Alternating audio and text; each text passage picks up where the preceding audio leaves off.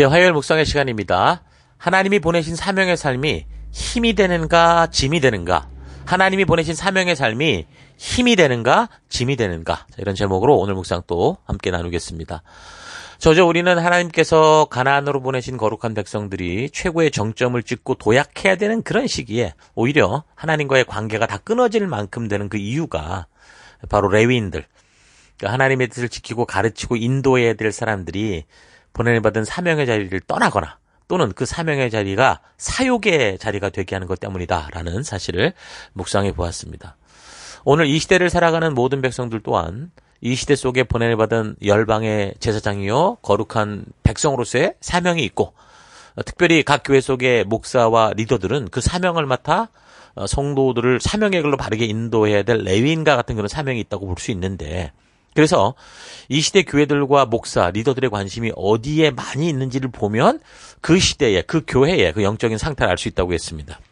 자, 무엇보다 지금 구원함을 얻어 보냄받은 사명자인 나의 삶에서 지금 나의 관심은 어디에 가장 많이 집중되어 있는지 좀 차분히 되돌아봐서 우리가 이 현실을 살아가며 현실 속에 주어진 이 가나안 땅을 개간하고 개척하며 삶을 발전시켜 나가는 일을 소홀하지 않으면서도 무엇보다 이 모든 일을 하는 사명에 대해 잊지 않고 합력하여 선을 이루는 삶, 사명이 가장 삶의 우선순위의 목적이 되는 삶을 살아갈 수 있기를 바랍니다. 여러분이 지금 여러분의 세상 속에서 어떤 일을 하고 있든지 그것이 하나님의 말씀의 가치에 위배되는 게 아니라면 여러분 그것이 바로 여러분들이 이 땅 속에 하나님의 뜻을 이루어낼 하나님이 주신 도구라는 거 잊지 마시고, 그런 도구가 돈만 모으는 도구, 나만 편하게 하는 도구가 아니고 이 모든 것들을 합력하여 하나님의 나라를 이루어가는 그런 도구로 삼아가는 여러분 되길 바랍니다.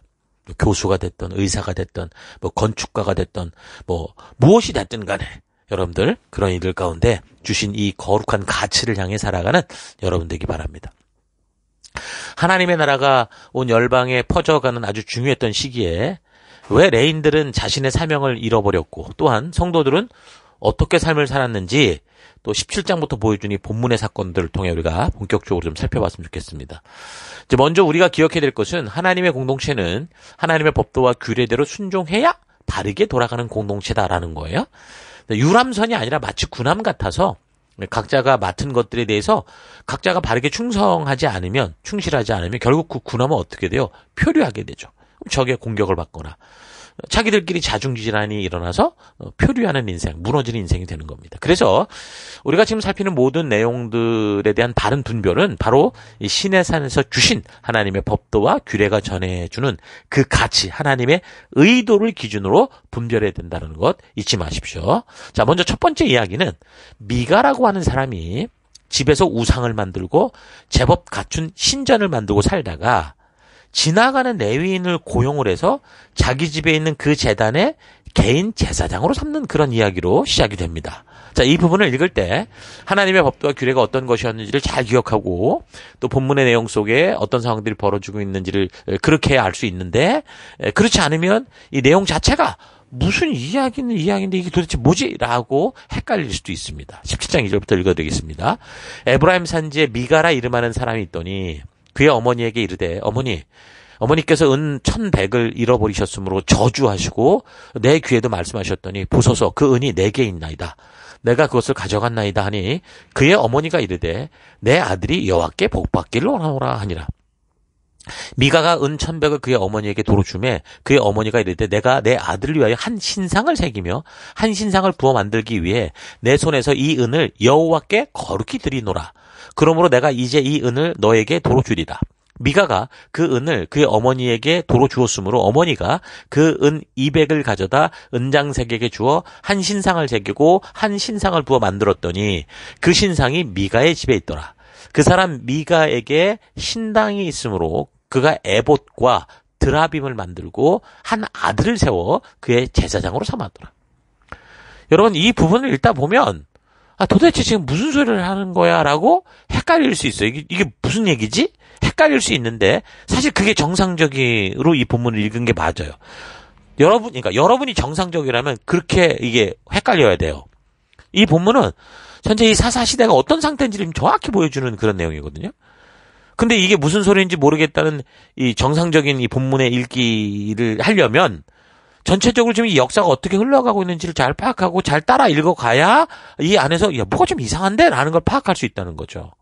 그러니까 역사 흐름이, 그러니까 이 하나님의 의도를 따라가지 않으면 이게 그냥 아무렇지도 않게 그냥 읽어주고 아, 그런가 보다 하고 넘어가게 되는데 이건 진짜 너무 바르게 바른 눈으로 보면 이게 도대체 무슨 소리야라는 그런 얘기일 수 있어요. 지금 본문에 뭐 여호와께 복받기를 한다, 뭐 거룩히 드린다, 뭐 구별하여 드린다, 제사장을 세운다 이렇게 얘기가 나오니까 아, 이게 성경의 이야기니까 그런가 보다 하는데 거기에 근데 중간중간에 뭐 신상을 만든다, 신당에 에봇과 드라빔을 둔다 이런 식으로 왜 이게 여기 나오지? 이런 말들이 지금 섞여 있고요.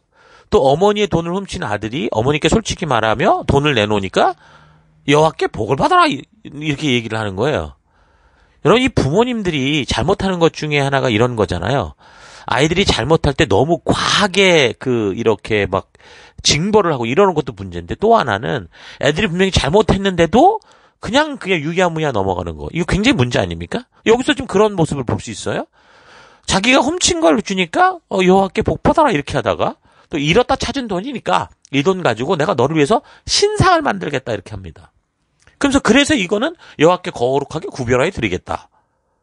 그리고 그 개인 집에 성전도 아니고 신당을 만들고 거기에 또 신당에 어울리는 에봇, 뭐 드라빔 이런 거를 세워놓고 더 나아가서 자기가 이제 고용하는 제사장까지 이렇게 마음대로 세워놓는 이런 내용이거든요. 여러분 제사장 직분은요 레위 지파 중에서도 아론의 후손들만 할 수 있게 돼 있는 거예요. 근데 지금 이 상황을 잘 보면 전혀 그런 개념이 없어요. 그러니까 가나안 정착후 지금 얼마의 시간이 지나가지 않았는데도 계속되는 이 세대 분위기는 어떤 거예요?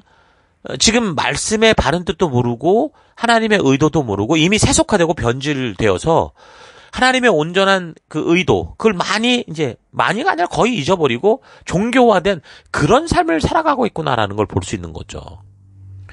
여기 본문을 읽을 때 얼핏 아무 생각 없이 읽어가면 제사장이 입는 에봇 이야기가 나오고 그러니까 아 그런가 보다 이렇게 넘어갈지 모르지만 지금 이게 1, 2장에서 가나안 전쟁을 대충 마무리한 그 결과가 결국에는 도미노처럼 무너져서 어떤 그 삶의 일들을 만들어내는가 이걸 우리가 분별해낼 수 있어야 돼요. 그러니까 지금 본문이 보여주는 사사시대 역사 시점을 볼 때 하나님이라는 이름은 있는데 이건 이미 성경이 말씀하는 하나님, 그런 여호와 하나님이 아니에요. 그리고 사람들이 자기 마음대로 생각하고 부르는 어떤 신적 존재, 우상적 존재, 어떤 파워, 이 정도로만 격화되어 있는 거를 알 수 있는 거죠. 지금 이런 상황이 그 시대 사명을 맡았다고 하는 이스라엘 백성들의 영적인 수준이요. 그래서 하나님을 어떻게 생각하는지를 정확하게 보여주는데 대제사장의 직분을 수행할 때 입던 그 겉옷이 에봇인데 이거를 마치 우상처럼 사용하고 하나님은 이미 자기 집안을 지켜주는 미신이 된 수호신 드라빔과 동급으로 추락되는 걸 볼 수 있죠. 에봇이 뭡니까? 금실과 청색실 그리고 자색실, 홍색실로 짜서 어깨에 걸치는 의복이에요. 그 대제사장이 입는 예복입니다. 겉에 입는. 그런데 이 에봇이 우상처럼 숭배된 그런 사건이 있는데 그게 이제 나중에 살피지만 기드온 때 이런 얘기가 나와요. 이 기드온이라는 사사가 미디안에게서 이제 승리하고 전리품을 취한 다음에 모든 금을 가지고 이 에봇을 만들었어요. 그래서 하나님의 놀라운 기적을 자기는 기념하려고 했다고 했는데 이런 기드온의 선한 의도와는 달리 온 이스라엘 백성들이 그거를 음란하게 섬겼다 이렇게 얘기가 나오거든요.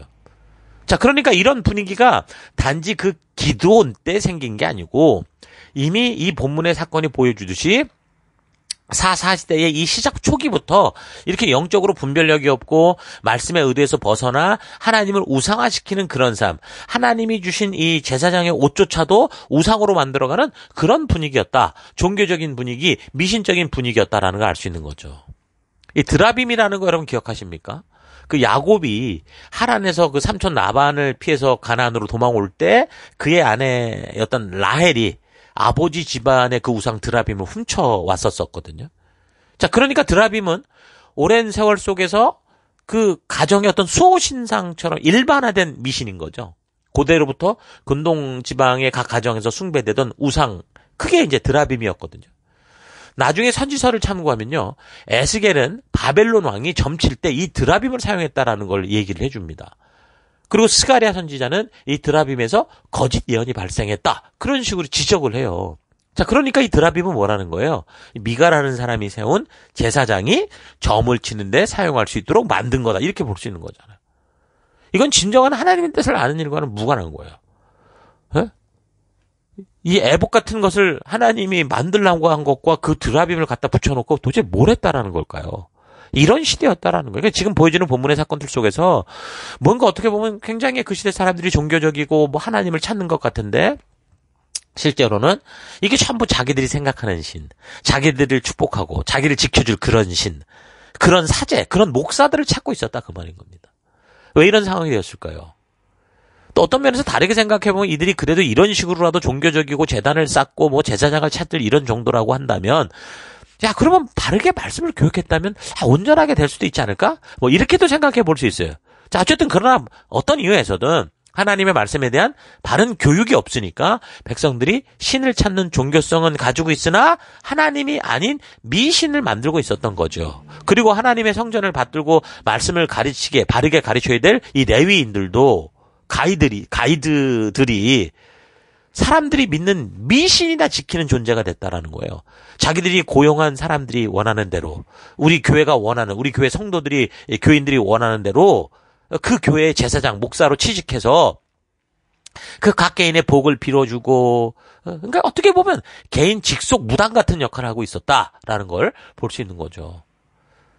그래서 저는 이 본문의 상황을 묵상하면서 좀 두려운 게 지금 미가라는 가족의 모습이나 또 이 집에 고용된 레위인의 모습을 볼 때 오늘 이 시대 우리가 살아가는 이 현실 속에서 지금 이 시대도 굉장히 과학적인 시대인데도 굉장히 종교적이거든요. 굉장히 종교적이어 보이는데 진정으로 우리를 부르신 성경과 역사를 가르치는 이런 사명은 교회에서 잊어버렸고 물질과 욕심을 타협하며 살아가는 목사들이 수두룩빽빽하고 단지 목사만이 아니라 대부분의 교인들이 항상 교회 안에서 찾는 게 복, 평안, 나의 안정 이런 것만 추구하는 모습과 다를 바 없는 거라는 거죠. 그러니까 사사시대에 대해서 주석을 썼던 어떤 이 주석가는 그렇게 얘기를 했어요. 이 사사시대는 정말 오늘 이 시대와 어떻게 너무 똑같은 그런 시대라고 말할 정도로. 어쩌면 나 자신도 그래요. 자칫 생각 하나 잘못하면 이런 시대의 풍토와 분위기에 휩쓸려서 이 안에서 나도 나의 명성과 보다 나은 대우를 받기 위한 내 욕심을 채우려고 서로 헐뜯고 기쓰고 다투는 일들을 벌이는 그런 존재가 될 수 있기 때문에 두렵고 사실 조심스러운 마음이 늘 있거든요. 말씀을 전하는 사명을 잊어버리고 미가라는 사람의 신전에 취직한 레위인과 같이 될까봐 늘 두려운 마음이 있습니다. 요즘 이 MZ 세대들도요 놀라운 게 이런 과학의 최첨단의 시대를 살아가는데요 점집을 찾는 경우가 그렇게 많다고 해요. 취업, 이직, 결혼 등의 문제로 불안하고 고민이 많은데 어디서 답을 찾지 못하니까 무속을 찾는 거예요. 어떤 사람은 결혼 문제 때문에 친구가 추천해준 강남에 있는 한 점집에 전화를 했는데 예약이 너무 많아서 내년에나 이거 된다 이럴 정도였다고 그래요. 그런데도 그 전화를 건 사람이 불안하니까 그럼 나도 이런 식으로 내년에 예약을 잡았다 그런 얘기도 들었거든요. 그러니까 젊은이들이 지금 성지라고 하는 대학 주변을 보세요. 거기에 운세 보고 점치는 게 얼마나 많은지 몰라요. 심지어 유튜브에서 무속인이 직접 운영하는 채널에 사람들이 몰려들고 뭐 길거리에는 기본적으로 운세 뽑기 기계는 달려있고 신문과 잡지에는 빠지지 않고 나오는 거 있죠. 오늘의 운세. 사람들이 재미삼아 하는 것이라고 하면서 자신의 불안한 이 미래가 두려우니까 앞으로 나아갈 길을 바르게 알고 싶은 마음에 미신을 찾아 버둥거리는 그런 삶을 살아가고 있는 게 우리 시대라는 거예요.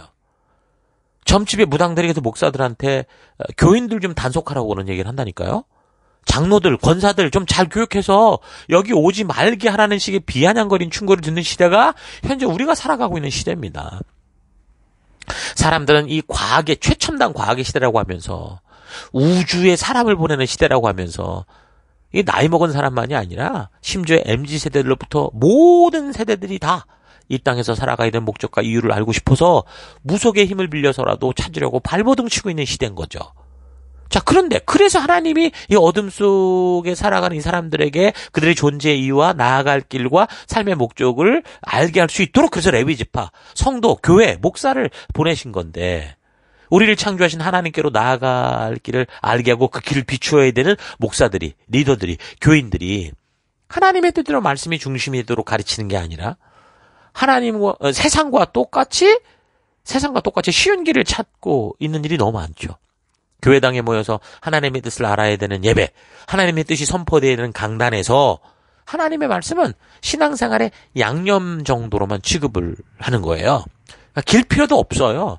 아주 내 삶을 뭔가 쫙 따라 꽂힐 수 있는 그런 짧은 한 단어만 주면 된다. 이런 식인 거죠. 그 성도들이 요구하는 대로 즐거운 교회를 만들고 부담 없는 교회를 만들고 세상과 담 없는 교회를 만들고 그렇게 하려고 하는 게 그런 시대의 모습이 오늘 여기 본문에 나오는 사사시대의 모습이었다라는 거고 오늘 우리 시대의 모습이다라는 거죠. 여러분은 지금 어떤 마음으로 교회당에 나오고 있습니까? 나는 진정으로 우리가 살아갈 길, 그 도리, 하나님이 부르신 사명과 가치를 알게 하는 그 하나님의 말씀을 따라 살아가고 있는가? 여러분 정말 차분히 묵상해 볼 수 있어야 됩니다. 자, 미가라는 사람이 이렇게 에봇과 드라빔을 만들고 신당을 짓고 레위인을 고용하고서는 17장 33절 뭐라고 말하냐면 이에 미가가 이르되 레위인이 내 제사장이 되었으니 이제 여호와께서 내게 복 주실 줄을 아노라 하니라. 그러니까 하나님이 법도와 규례를 주신 명하시고 약속하신 하나님의 진정한 의도를 모르니까 자기 마음대로 하나님을 상상하고 자기가 원하는 대로 하나님을 만들고 거기에 걸맞는 종교적 시설을 갖추고 거기에 이제 레위 지파 사람까지 제사장으로 구색을 맞추니 이제 여호와께서 자기에게 복을 줄 거라고 철떡같이 믿는 거죠. 예수님께서 조금 다르지만 비슷한 얘기를 한 적이 있어요. 어떤 사람이 이 땅을 살아가면서 돈을 모아서 집 하나, 집 2개, 창고 3개, 4개 짓고 이제 어느 정도 만족해서 드디어 이제 내 영혼아 편안하게 살아보자라고 할 때 내가 오늘 밤 네 영혼을 도로 찾아가리니 이 준비한 모든 것이 네 것이 되겠느냐라고 말한 그런 적이 있는데 지금 거의 똑같은 거죠. 바로 이게 사사시대 모습이었다라는 거예요. 창고 늘리고 자기 재산 늘리는 이런 시대. 어쩌면 오늘 우리 시대 보니까 이렇게 똑같을 수가 없는지 정말 너무 똑같지 않습니까? 그래서 왜 이런 세대가 되었는지에 대해서 그런 17장 6절에 분명한 답을 줘요. 이런 어처구니 없는 삶이 일상화되어버린 이유는 17장 6절. 그때는 이스라엘에 왕이 없으므로 사람마다 자기 소견에 옳은 대로 행하였다. 여러분 정말 이스라엘에 왕이 없었습니까? 아니죠. 하나님께서 왕이셨어요. 근데 저들은 하나님을 왕으로 모시지 않았다라는 거죠. 이 시대 가장 큰 문제는 하나님의 왕되심을 거절한 겁니다. 그래서 왕이신 하나님께서 주신 법도와 규례를 외면하는 것이고 하나님이 행하여 오신 역사를 소홀히 함으로 하나님의 말씀이 하나님께서 주신 이 법도와 규례의 의도, 그냥 말씀을 주신 의도를 잃어버린 거예요. 그렇게 주의 명령과 규례에 담긴 하나님의 뜻을 잊어버렸기 때문에 자기 생각대로 살아갈 수밖에 없죠. 하나님은 하나님의 법도와 규례를 따라 살아가는 거룩한 백성, 열방의 제사장이다라고 하는 정체성을 줘서 이 사명의 땅에 우리를 보내셨는데 자신의 정체성을 잊고 그 법도와 규례를 외면하고 모르니까 하나님이 주신 믿음의 삶이 아니라 미신의 삶이 돼서 믿음이 아닌 개인 우상 종교로 변질되고 마는 거죠. 지금 17장에서는 바로 이런 사사시대의 영적인 흐름이 어떠한지를 이 사건을 통해 보여주고 있습니다. 이 본문에 나오는 미가나 또 그의 어머니 같은 생각으로 나의 삶의 곳곳에서 그렇게 살아가고 있지 않은가 좀 차분히 좀 신중하게 스스로를 되돌아보는 그런 하루 되길 원합니다.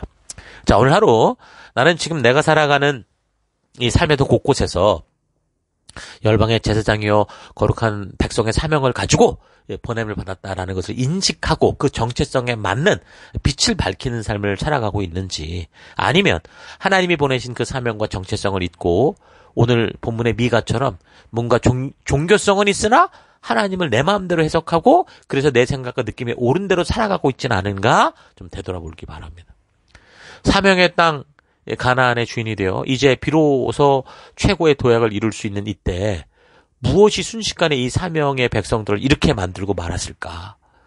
말씀의 은혜를 받고 하나님의 진정한 사랑을 맛보며 감격하고 감동하여 사명의 길을 걷겠다고 결심할 때가 바로 어저께 같은데 왜 이렇게 또 순식간에 하나님 주신 사명대로 사는 것이 힘이 되는 게 아니라 짐이 되었을까? 그 원인에 대해 지적하는 성경 구절이 정확히 나오지는 않지만 본문의 내용의 정황으로 분명한 것은 하나님께서 주신 성도의 정체성을 잊은 것이고 그로 인해 하나님께서 직접 주신 신의 산의 법도와 규례, 하나님 나라의 이 법치를 모르고 있기 때문이다라는 게 확실한 거죠. 성도가, 사명자가 정체성을 잊는 순간 모든 것이 빗나가기 시작합니다. 삶의 우선순위도 뒤바뀌고 삶의 목적도 뒤바뀌고 삶의 방법은 결과가 좋으면 다 좋지 이런 식으로 변질되고 마는 거예요. 여러분 이런 사실 잊지 마시고 각자의 삶의 현장에서 본문에 나오는 인물들과 같이 정체성을 잊고 사명을 잊어서 결국 하나님을 자기가 원하는 수호신 드라빔으로 만드는 그런 삶이 아니라 하나님께서 분명하고 정확하게 주신 자신의 정체성과 하나님이 말씀하신 법도와 규례를 온전히 알아서 하나님께서 기대하고 어둠을 밝히러 보내신 빛 등불을 환히 비추는 그런 여러분과 제가 되기를 바랍니다. 오늘 하루도 힘내십시오. 잠시 기도하겠습니다. 하나님께서는 분명한 하나님의 자녀여 빛된 정체성으로 이를 부르시고 언약 백성 삼아 각자의 사명의 땅으로 보내주셨는데 시간이 흐르며 하나님과의 관계가 소홀하고 눈에 보이고 느끼는 세상을 가까이 함으로 결국 주신 사명의 삶보다 내 사적인 삶에 더 치중하며 살아온 것을 회개합니다.